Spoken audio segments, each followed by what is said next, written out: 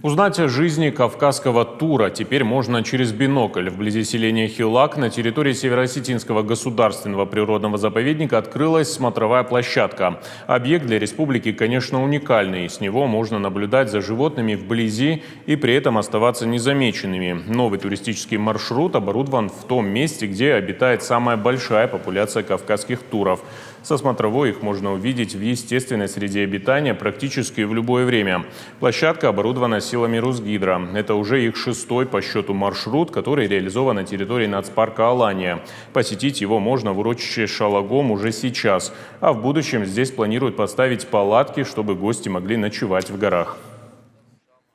В следующем году хотим обустроить площадки, поставить палатки для людей, именно для ценителей природы. Не капотных туристов, не шашлычников, а именно тех, которые хотят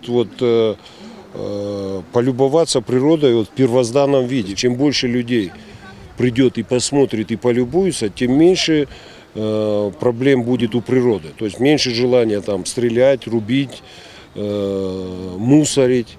В прошлом году мы задумали с директором заповедника, и Русгидро, руководство нас поддержало.